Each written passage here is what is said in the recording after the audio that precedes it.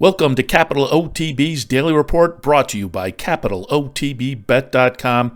Swing by the website, CapitalOTB.com, to sign up now for a Capital OTB Bet account. If you're not already signed up, get ready. Saratoga is right around the corner. You want your Capital OTB Bet account up and running in time for the big meet. So again, swing by CapitalOTB.com for more sign-up information. I'm Seth Merrill. This is the Daily Report for Wednesday, June 23rd. As always, like to start with a trivia question. We'll talk a little bit later in the program about a big night of racing at Canterbury tonight. Canterbury Park, Shakopee, Minnesota. Trivia question today: what year did Canterbury Park open? I'll give you a couple of years either way to make it interesting, but what year did Canterbury Park in Minnesota open up for horse racing? That's today's trivia question. Now, let's get underway for Wednesday, June 23rd. It is Get Smokin', Rosit, and just in behind is Raging Bull, is going to need some racing room. Front Run the Fed is on the outside. Tell Your Daddy is in between horses. The field is in the stretch. And on the outside, it's Front Run the Fed. Raging Bull is trying to come through down at the rail on the inside of Get Smokin'. And here is the mare, Alexandra. Alexandra putting in a big run here. She was off slow, but she's finishing fastest of all. And did she hold on to beat Raging Bull? Alexandra and Raging Bull heads apart in the poker, and the mile went in 1 minute, 32 seconds. Wow, that was some performance. Raging Bull, the 3-5 favorite, got jammed up a little bit mid-stretch, but still had the opportunity to go by Alexandra, but could not get by the pregnant mare. The expectant mom wins on Father's Day last Sunday at Belmont Park, the Grade 3 poker. They had been aiming Alexandra for the Grade 1 Jaipur a little bit earlier, but the turf came up soft, so they aimed then for the Grade 3 poker. The horse had been entered in a sale last year and didn't meet the reserve, so they decided they would come back, but would breed the mare and only run early in the year. Alexandra in full to Into Mischief. She is a Grade 1 winner, having won last year's edition of the Jaipur against the boys, and she followed up with obviously some more racing, including Sunday's Grade 3 poker. Now she is off to be an expectant mom and head back into the sales ring Keeneland November. But boy, that was some performance. Alexandra getting it done over the very, very nice Grade 1 performer, Raging Bull, which made it even more impressive. Last Sunday at Belmont in the poker. Speaking of the gals, over the weekend at Churchill Downs, Wisconsin back in action as the 6-5 favorite in the Roxalana. And we had talked to trainer Greg Foley a few weeks ago, and he said this was going to be the race that would send her off to Saratoga and the Ballerina. And I would assume Wisconsin is still going to be aimed for the Grade 1 Ballerina at Saratoga. She had in her previous race won the winning colors at Churchill very nicely, over, among others, Frank's Rocket. So I would think this race would set her up nicely. She ran second, however, on Saturday behind Bell's the One, who in herself is a really nice stakes quality performer of the highest caliber. She's a Grade 1 winner herself. Her trainer, Neil Pessin, was in the winner's circle after Saturday's win in the Roxalana, which was an overnight stakes race, but had Grade 2 or even higher potential given a short but select field. 4 Graces, also a nice competitor in there.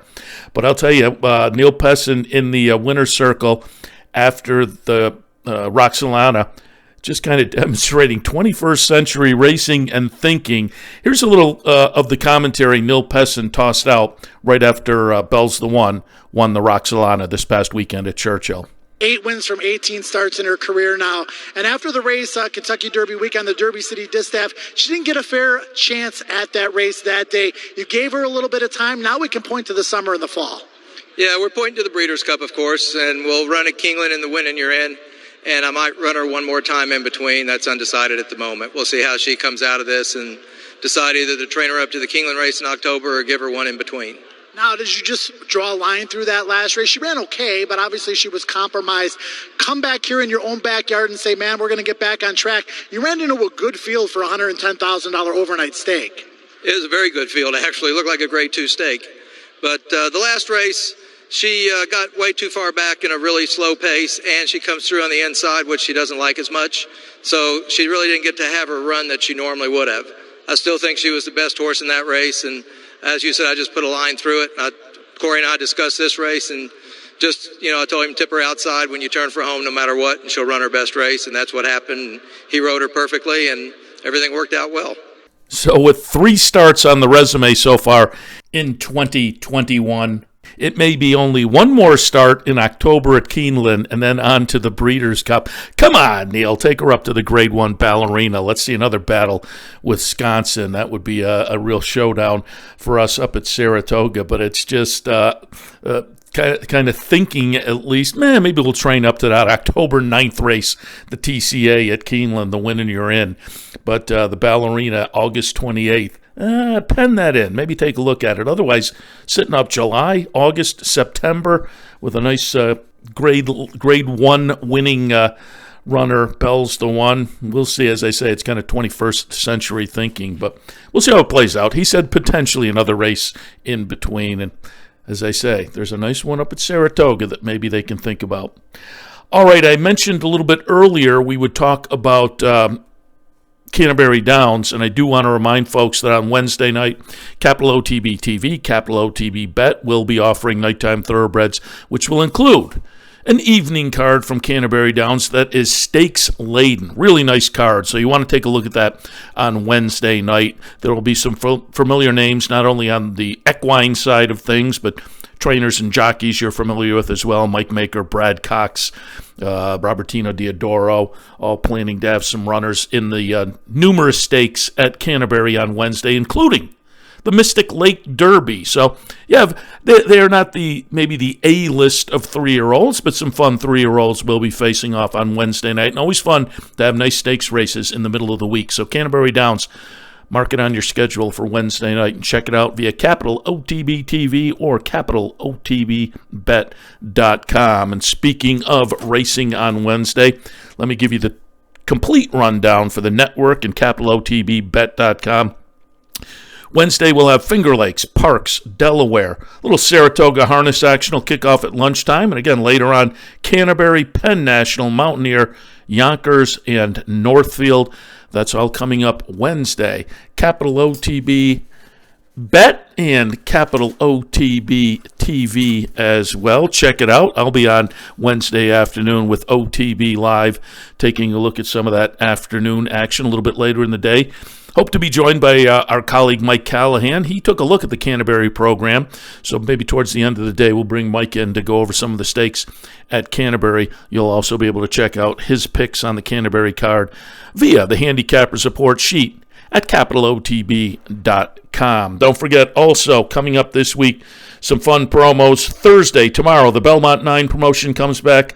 I will be playing 9 win bets, 1 win bet each race at Belmont Park on Thursday evening, Thursday late afternoon into early evening. They, again, have a twilight card on Thursday.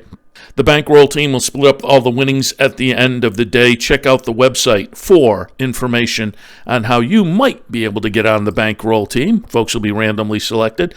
But again, go by CapitalOTB.com for more info. Friday, it's another OTB Live bankroll at the Clubhouse Racebook. I'll have $500 to play on behalf of 20 folks that will be randomly selected Friday afternoon at the Racebook. Come on in between 11 and 2, put your name in the hat. We'll select the team, and I will be off and running during the afternoon. And at the end of the day, we split up all the winnings amongst the team. Again, Clubhouse Racebook on Friday, 711 Central Avenue in Albany. Saturday, we have another Belmont Syndicate. If you'd like to get on the syndicate team, first come, first serve, so check the website, see if there are still availabilities.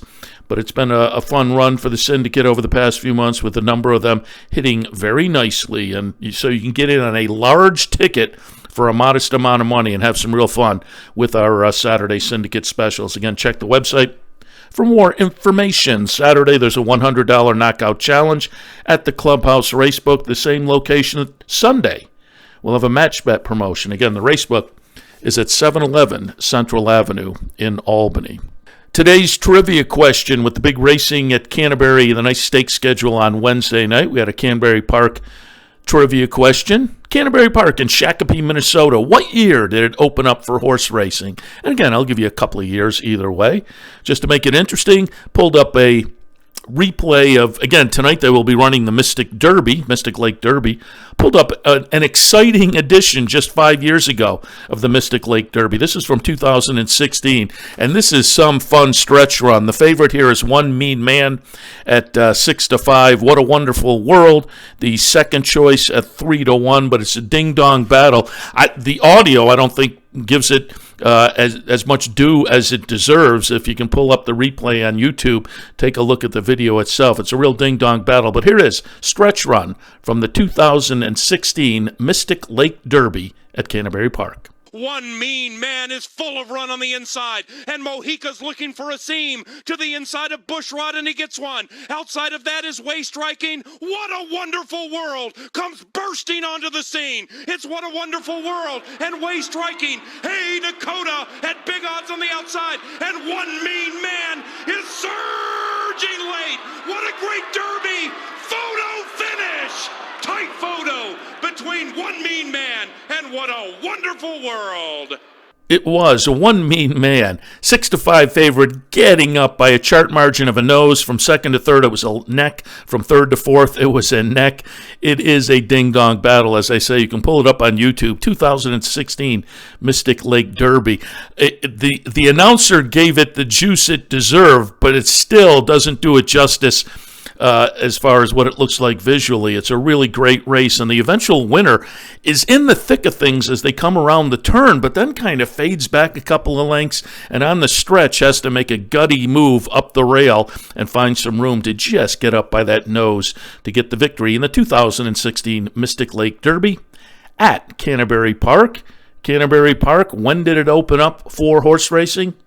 1985 was the first year of horse racing at Canterbury Park. So there's the answer to today's trivia question. 1985, Canterbury Park opened for horse racing.